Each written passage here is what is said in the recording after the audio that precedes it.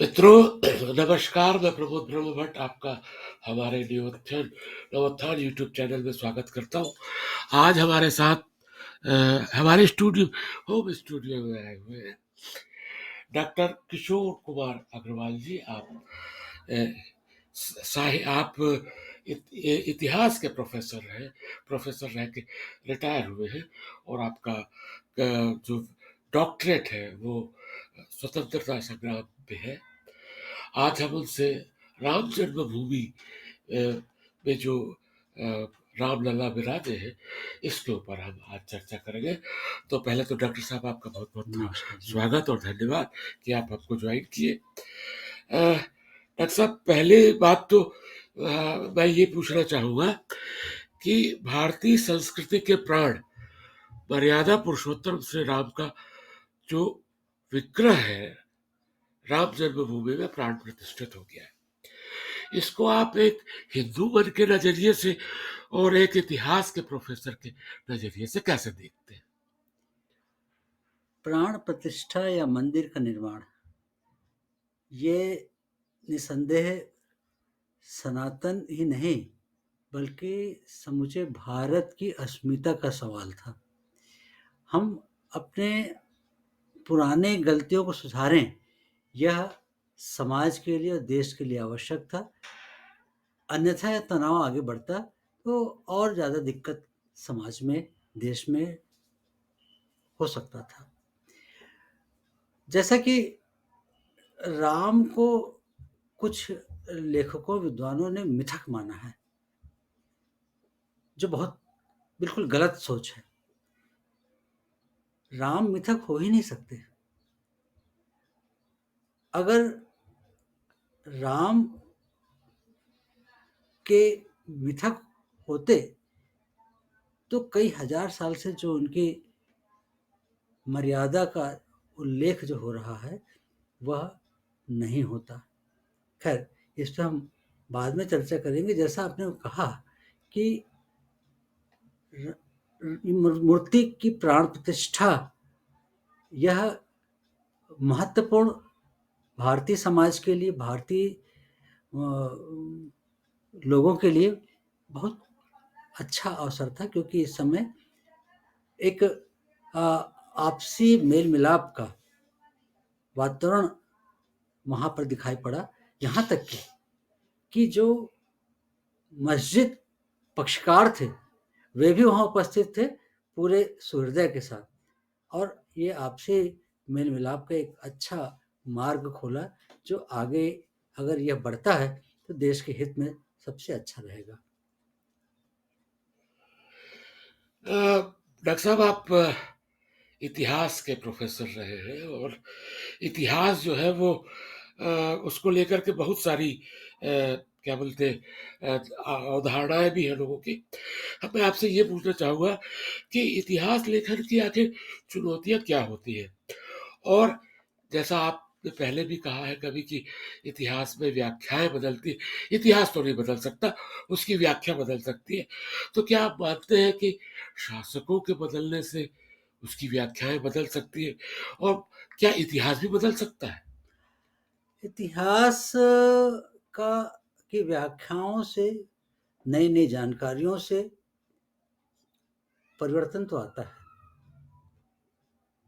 इतिहास परिवर्तनीय नहीं है, ये नहीं कह रहा हूँ मैं। व्याख्याएं परिवर्तनीय हैं, विचारधारा के अनुसार से व्याख्याएं होती हैं।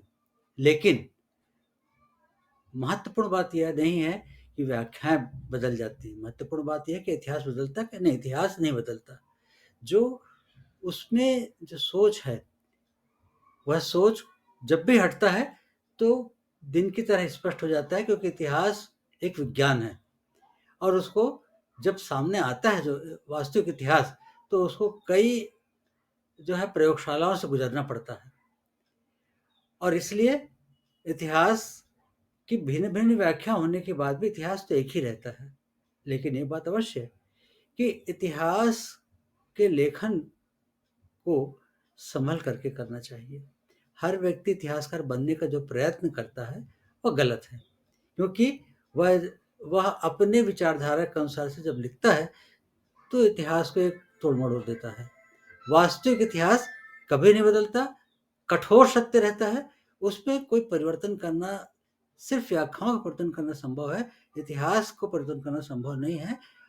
इसीलिए नई-नई खोज और नई-नई जानकारियाँ इतिहास के रूप को बदल देता है। जैसे जो है एक उत्खनन हुआ और एक नए राजवंश के से जानकारियाँ प्राप्त हुई, तो हमको उसके साथ जोड़ना पड़ता है।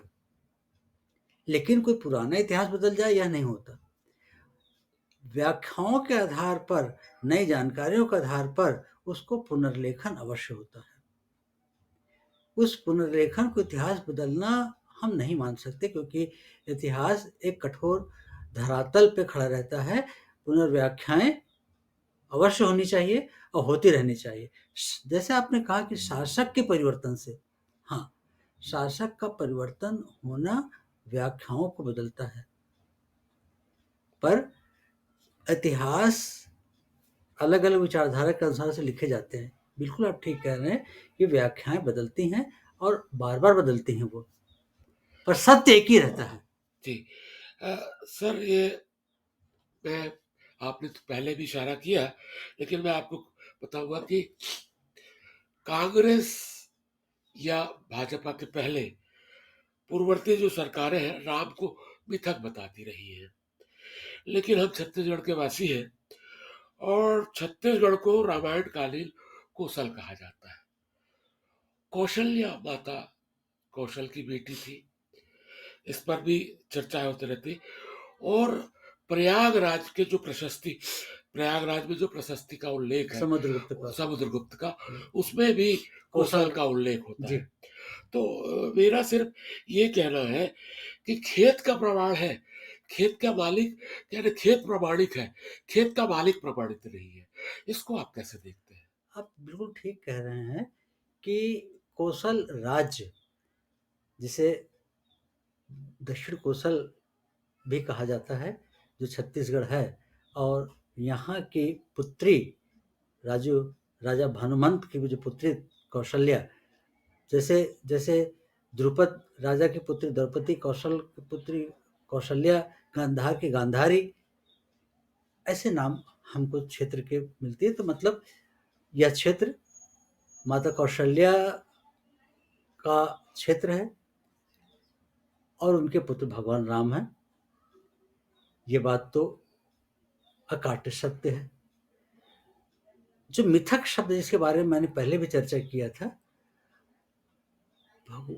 भारत, छत्तीसगढ़ ही नहीं, पूरे सनातन, चाहे भारत से चाहे भारत से बाहर हो, रामायण में भगवान राम का जो चरित्र का उल्लेख किया गया है, उसमें जो मर्यादा बताई गई है, माता सीता को जो उच्च आदर्श बतलाया गया है, अगर भगवान राम अगर मिथक हैं, तो पूरे सनातन, जो विश्व के सनातनी या हिंदू हैं, उनके आदर्श भी मिथक माने जाएंगे, उनकी संस्कृति भी मिथक मानी जाएगी। और किसी मिथक में संस्कृति की स्थापना नहीं होती, किसी मिथक में आदर्श की स्थापना नहीं होती। इसलिए अगर आज हमारी संस्कृति में भगवान राम की मर्यादा है, माता सीता की आदर्श हैं, तो हमारी संस्कृति क्या मिथक है? बिल्कुल नहीं। कोई भी संस्कृति किसी कहानी किस्से पर स्थापित नहीं होती, बल्कि ठोस धरातल पर स्थापित होती है। अगर हमारी संस्कृति अगर मिथक नहीं है, तो भगवान राम भी मिथक नहीं है। हाँ, कुछ लोगों ने मिथक बताने का प्रयत्न किया है, वो इसलिए कि वे भयभीत थे सनातन धर्म के सर्वोच्चता से, इसलिए उसे छोटा करने की कोशिश किया गया, जो गलत है। और इसलिए जिस तरीके से माता कौशल्या, कौशल छत्तीसगढ़ की पुत्री थी, उसी तरीके से भगवान राम छत्तीसगढ़ के भांजे हैं। और इसलिए वह दोनों, माता कौशल्या न मिथक है, न भगवान राम मिथक हैं। और उनके आदर्श, उनकी संस्कृति आज समूचे भारत में, न केवल सनातनी हिंदू या सभी अन्य सभी धर्म और समाज में भी वह आदर्श का रूप आज भी वही माना जाता है, इसलिए मिथक नहीं है। सर, एक आप ये बताइए कि क्या अभी जो नए शासक आए हैं और नया इनकी सोच है और संस्कृति और समाज को लेके इनका अपना एक नज़रिया है। इससे पहले गांधी के की विचारधारा में क्या राम राज्य की कल्पना थी या उनका उनका धर्म के प्रति दृष्टिकोण कुछ पृथक था आज के समाज समय के समाज में? तो अ, तो एक मोटे तौर पे अगर हम कहें कि गांधी भी धर्म को लेके चलते थे, तो उनके राम राज्य में और अभी जो एक राम राज्य दिख रहा है, इसमें क्या आप समानता देख रहे हैं या क्या असमानता देख रहे हैं? गांधी जी ने राम राज्य की कल्पना की थी, राम राज्य की स्थापना की बात की थी।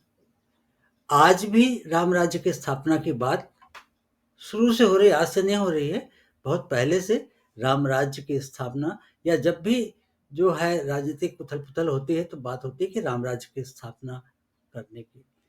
गांधी का राम राज्य और वर्तमान का राम राज्य, अभी जैसे प्राण प्रतिष्ठा के समय में बार-बार बोला गया कि राम राज्य की स्थापना अब होगी, क्योंकि अब मंदिर बन गया है, प्राण प्रतिष्ठा हो गई है, अब देश में राम राज्य हो स्थापना होगी और एक जो है प्रगतिशील राज्य की स्थापना 2047 तक स्थापित करने का एक वचनबद्ध कार्यक्रम की घोषणा की गई है। पर यह घोषणा भविष्य में होने वाले सरकार के कार्यों की है। वर्तमान परिप्रेक्ष्य में अगर हम देखें राम राज्य का, अगर हम गांधी जी को देखें, गांधी जी का राम राज्य था भारत में ऊंच नीच का भेदभाव की समाप्ति, समरसता, प्रत्येक मानव के जीवन में जो है वो शांति और अहिंसा, यह बात उन्होंने कहा और उसके साथ सांप्रदायिक समरसता की बात भी उन्होंने कही थी, आर्थिक समरसता की बात कही थी। यह बात के लिए उन्होंने जो बात कही थी उसमें एक शब्द था, वह था पंचायती राज, जो वर्तमान पंचायती राज का है, मतलब ग्रामीण स्वराज। और यह ग्रामीण स्वराज के लिए उन्होंने कुटीर उद्योग को बढ़ावा देने की बात कही थी, क्योंकि कुटीर उद्योग से प्रत्येक परिवार आर्थिक रूप से निर्भर हो जाएगा। परिवार का मतलब वहाँ पर महिलाओं का और ऊंच नीच का भेदभाव के बगैर किसी मतलब जो है शक्तिशाली एक पूंजीपति के मतलब के नीचे रहने के बजाय वह स्वयं जो है वो उद्योग अपना चलाएगा और जितना मेहनत करेगा उतना कमाएगा। सबको समान अवसर की बात थी यहाँ पर, जो सर्वोदयी विचारधारा भी एक कह सकते हैं, यह सर्वोदयी विचारधारा थी।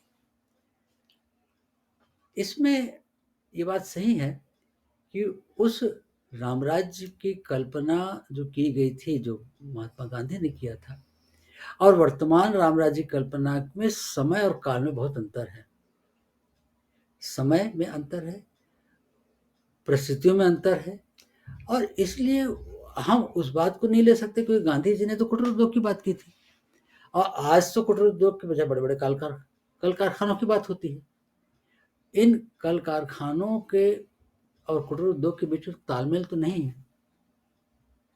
साथ ही साथ गांधी जी ने और भी बात इसके साथ कही थी, जिसमें सामाजिक समरसता की बात थी, ऊंच-नीच के भेदभाव को समाप्ति करने की बात थी। शिक्षा, भारत में बढ़ती हुई शिक्षा ने इस भेदभाव को समाप्त करने का काफ़ी प्रयत्न किया है। आज आर्थिक स्वावलंबन देने का प्रयत्न किया जा रहा है। आज सामाजिक समरसता, ऊंच-नीच का भेदभाव सामाजिक रूप से, आर्थिक रूप से भले जो है वो बहुत नहीं कर सकते इसको, लेकिन सामाजिक रूप से आज कहीं पर नहीं पूछा जाता है, चाहे वो कहीं पर भी जाए, किस जाति का है या किस धर्म का है या क्या आर्थिक परिस्थितियाँ, हर व्यक्ति जो है अपने हिसाब से, अपनी योग्यता के आधार हिसाब से काम करने के लिए तैयार है, के लिए उसे अवसर प्राप्त हो रहा है। तो ठीक है, रामराज्य की बात अपन अगर करें तो वो बात बिल्कुल लागू किया जाना तो मुश्किल है।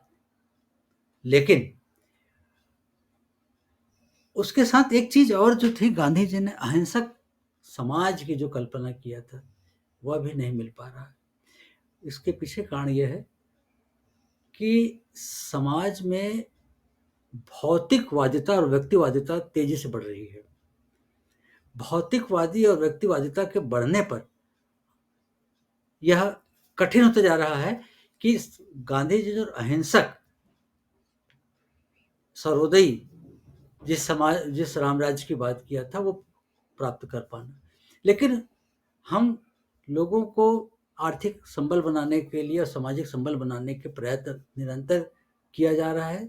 भारतीय संविधान, बाबा अम्बेडकर ने जिस स्थापना की थी भारतीय संविधान की, उस संविधान में उस समरसता को, सामाजिक समरसता को स्थापित करने की कोशिश की, जिसमें कि सभी को समान अवसर दिया जाए बिना किसी भेदभाव के। यह प्रयत्न किया गया। नहीं तो यह प्रयत्न तो करते बीजेपी का भी, का शासन भी दिख रहा है।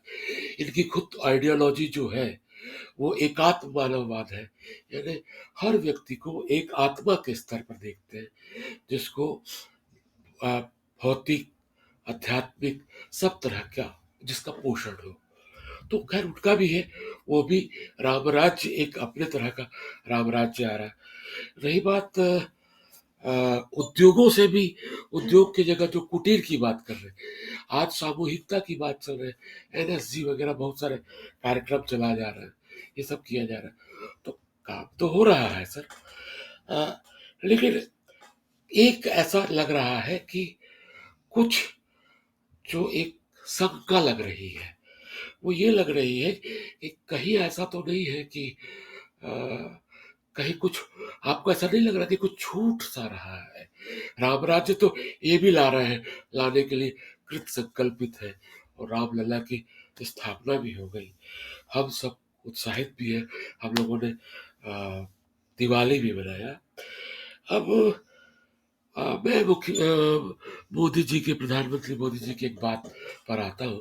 उन्होंने कहा था कि ये जो क्षण है, ये हजारों साल इसका गवाह रहेगा, इसकी चर्चा होगी। उद्घाटन के समय उन्होंने कहा था, प्राण प्रतिष्ठा के समय।